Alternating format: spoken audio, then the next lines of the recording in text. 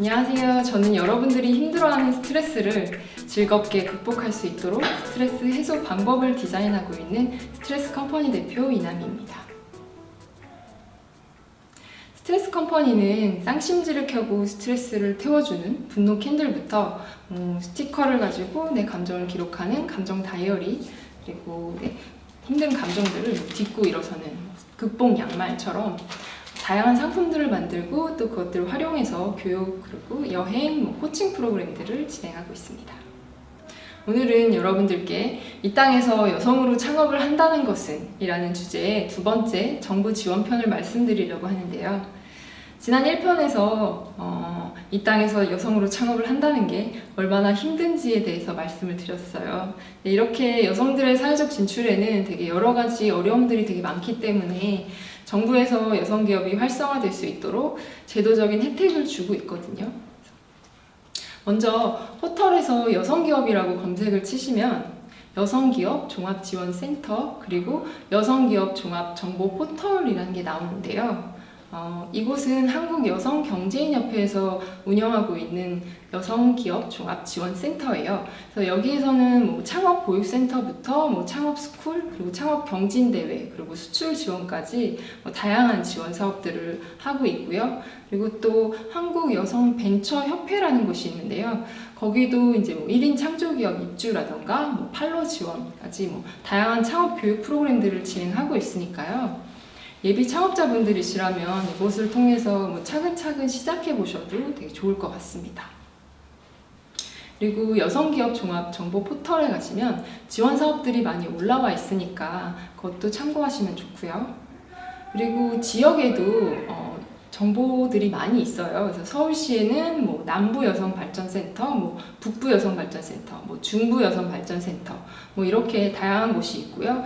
경기도에도 여성 능력 개발센터, 그리고 고양시 여성 창업센터 등과 같이 이렇게 지역에서도 기관들이 되게 많이 있거든요. 그래서 자신이 살고 있는 지역에 여성 창업센터를 좀 찾아서 들어가 보시면 많은 도움 얻으실 수 있을 것 같습니다. 보통 이런 지원들은 예비 창업자나 또 2, 3년 이내 초기 창업자들 대상인 경우가 많아서 저 같은 경우는 한 2, 3년 정도 혼자서 일을 하다가 이렇게 지원을 받아볼까 하고 찾아보니까 제가 받을 수 있는 지원들이 별로 없더라고요. 그래서 지원 사업마다 지원 대상을 좀 꼭 확인하시면 좋겠고요. 그리고 이미 창업을 하신 여성기업이 있다면 여성경제인협회에서 여성기업 인증이라는 걸 받을 수가 있어요. 저도 여성기업이라는 게 사실 존재 자체도 좀 모르고 있었거든요. 그러다가 이제 서울산업진흥원에서 진행하는 이제 사업에 지원을 하는데 어떤 여성기업 가점이라는 부분이 있더라고요. 그래서 여성기업이 뭐지? 하고서 검색을 해보다가 알게 됐거든요. 근데 저는 처음에는 당연히 내가 여자니까 여성기업인 거 아니야? 라고 생각했었는데 아니더라고요. 그래서 지자체에서 운영하는 공간에 입주한다던가 아니면 공공기관에 우선 구매나 정부의 R&D 사업을 딸 때 되게 가산점을 받을 수 있기 때문에 여성기업 인증은 꼭 받아두시는 게 유리할 것 같습니다. 인증 과정은 여성기업 종합 포털에 가시면 이렇게 자세히 안내가 되어 있고요. 제 경험에 따르면 이제 인증 신청을 하시면 심사관님께서 이제 실사를 오셔서 인터뷰를 하세요. 그래서 그 인터뷰를 통해서 통과가 되게 되면 인증서를 받게 됩니다. 그리고 뭔가 유통에 관한 지원이 필요하신 상품이 있는 분들은, 그리고 또 서울에 있는 사업자가 있으신 분들은 SBA라고 서울산업진흥원이 있는데 그곳을 통해서 이제 유통 지원을 많이 받을 수가 있어요. 그래서 저 같은 경우도 거기에 입점해서 이제 시민청에 있는 다누리샵에 저희 상품이 입점되어 있고요. 그리고 상품마다 이제 하이서울 어워드 인증을 해주거든요. 그리고 그 인증을 받게 되면 인증받은 상품들을 대상으로 동영상이나 마케팅 광고 지원을 해주고요. 또 기업이랑 연계하는 박람회까지 있고 하기 때문에, 그래서 주소지가 서울권이고 그리고 상품을 제작하시는 업체라면 꼭 염두에 두시고 신청하시면 좋을 것 같습니다. 여성이라는 키워드뿐만 아니라 또 연령대나 또 사업을 하려는 목적에 따라서 지원해주는 곳들이 좀 다양한데요. 지금 난 대학생인데 뭐 상품을 제작하고 싶다. 뭐 이런 경우는 한국지식재산전략원에서 진행하는 지식재산 사업화 지원 사업이 있어요. 그래서 뭔가 상품을 만들 때 이렇게 자금 지원을 받을 수 있거든요. 그러니까 참고하시면 좋겠고요. 그리고 내가 만들고 싶은 기업이 좀 사회적 기업이다. 뭔가 사회적으로 좋은 일을 하고 싶다라고 한다면 사회적 기업 진흥원에서 진행하는 사회적 기업 육성 사업이나 소셜 벤처 대회 같은 곳을 지원하시는 게 더 알맞는 혜택을 받으실 수 있습니다. 그리고 대부분의 지원 사업들은 K 스타트업 사이트에 올라오니까요. 그 사이트를 확인하시면 좋을 것 같아요.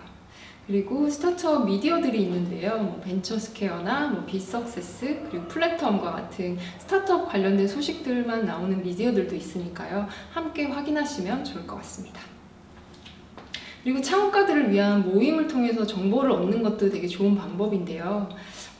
여성 기업가 네트워크라는 모임이 있어요. 그래서 매달 연사분들이 자신의 비즈니스를 만들게 된 과정에 대해서 강연을 하기도 하고, 그리고 기업 대표님들이 상품을 가져와서 판매하기도 하고, 그리고 네트워킹도 같이 이루어지는 모임이에요. 그래서 저도 이곳에서 정말 다양한 대표님들과 인연이 돼서 많은 도움을 받았었거든요. 그래서 창업에 관심 있는 분들은 참석하시면 좀 많은 도움이 되실 것 같습니다. 그리고 또 하나로, 그러니까 스타트업 식사는 하셨습니까? 라는 그룹이 있는데요.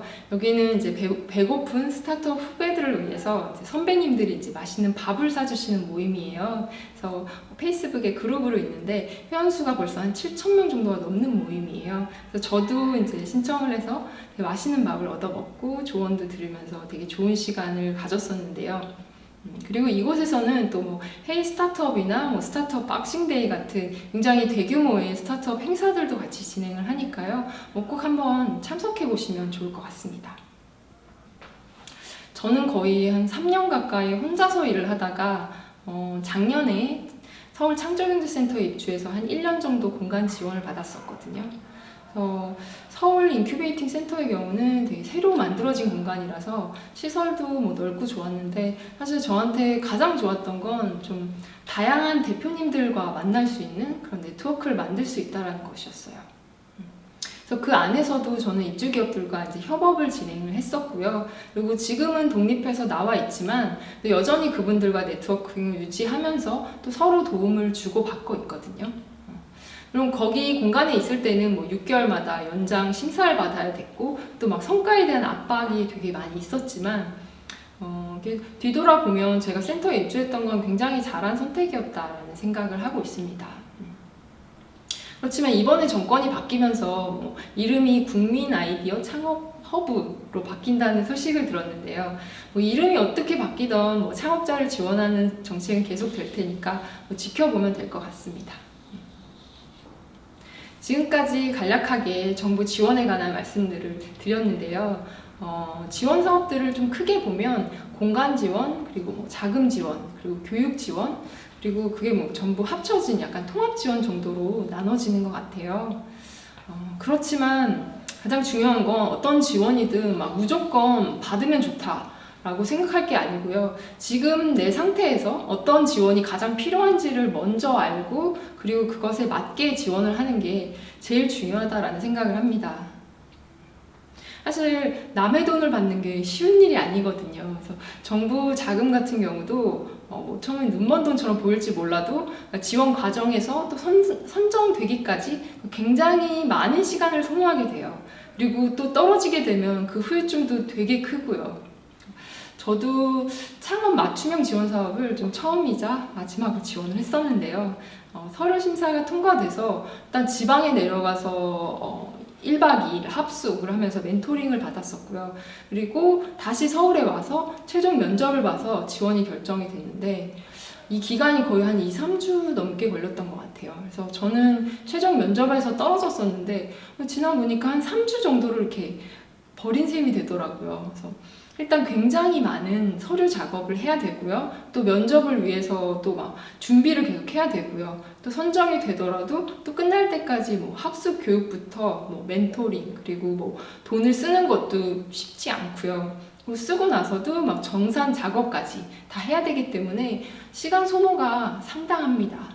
그래서 어떤 대표님들은 뭐 3일 동안 하루에 막 10시간씩 이렇게 교육을 막 들어야 되는데 한 임신 6개월이신 대표님이 계셨어요. 그래서 뭔가 이렇게 내리출석이나 아니면 뭔가 다른 대안이 있을지 이렇게 물어봤었는데 뭐 무조건 참석해야 되고 선정이 오지 않으면 선정이 취소된다라고 해서 이제 참석을 하셨다고 하더라고요. 그래서 교육에 갔더니 막 출산한 지 막 10일밖에 안 된 분들도 오셨다고 하더라고요. 사실 뭐 예외적인 상황을 바라는 건 아니지만 사실 어떤 돌발 상황이 생길 수 있을지 모르기 때문에 뭐 예외를 좀 두고 그런 배려를 하는 것들은 좀 중요할 것 같습니다. 그래서 저는 사업 초기에 뭐 자금도 없이 그리고 지원 사업도 하지 않고 그러니까 외주 디자인을 하면서 돈을 벌어서 이제 만들고 싶은 걸 하나씩 만들고 이렇게 하면서 한 2년 넘게 버텨왔는데요. 그건 제가 디자이너였기 때문에 가능한 일이었어요. 그래서 상품 제작 자금은 이제 크라우드 펀딩으로 진행을 했었고요.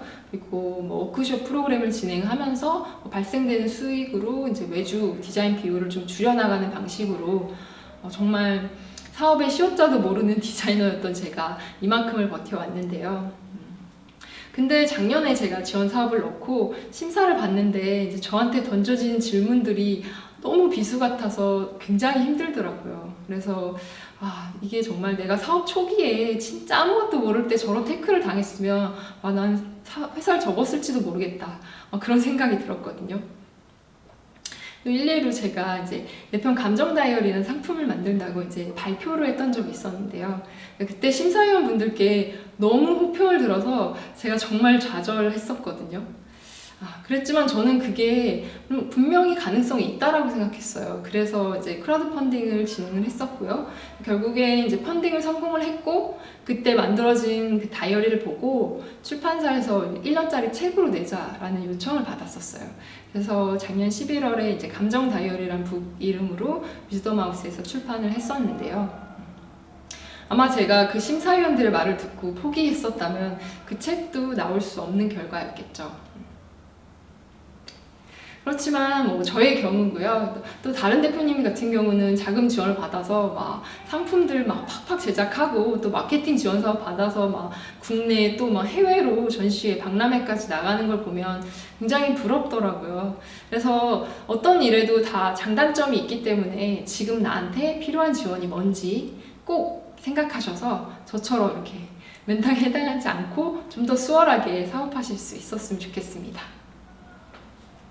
다음 편은 제가 스트레스 컴퍼니를 만든 이유라는 제목으로 제가 해왔던 삽질의 여정을 좀 말씀드리려고 하는데요. 이거 보시면 아마도 나도 창업할 수 있겠구나 하는 용기를 얻으실 수 있을 것 같습니다. 고맙습니다.